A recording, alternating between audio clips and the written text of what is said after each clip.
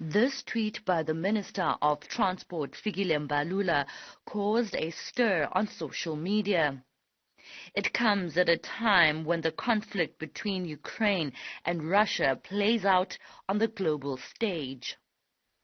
Mbalula also retweeted this tweet from the Embassy of Russia's official page on Twitter, which expressed its gratitude for support from South Africans and organizations which have written letters of support to Russia. No comment. That's the response from the minister, who is in fact in South Africa, when asked about the tweet and why he published it.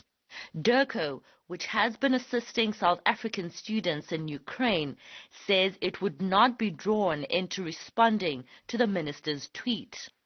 Newzroom Afrika has also tried to get comment from the ruling party on its stance around the conflict in Eastern Europe after it issued a statement condemning MultiChoice for not having a feed to access Russia Today TV on its bouquet.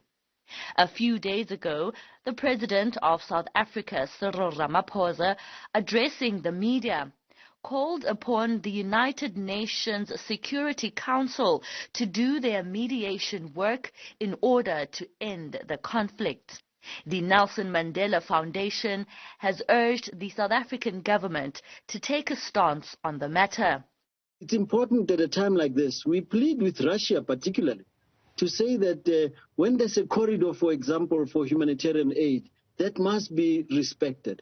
That we must ensure that our government, our own government also uses its space and of influence as a BRICS member to say to Russia, we find the following things unacceptable. But we also understand where you're coming from in terms of where it started. South Africa abstained in the United Nations General Assembly vote to reprimand Russia. Meanwhile, the Western Cape's DA Speaker of the Provincial Parliament, Masizole Mnqasela, supported by the party's federal leader John Steenhuisen, showcased their support for Ukraine by having the legislature building lit in the colors of the Ukrainian flag. The City of Cape Town's Mayor Jordan Hill-Lewis, who wrote to the Mayor of Kiev in solidarity, followed suit by having the City Hall also lit in Ukrainian colors. This unprovoked and illegal invasion has just drawn absolute, nearly unanimous global condemnation from all good, honest, freedom-loving people from around the world.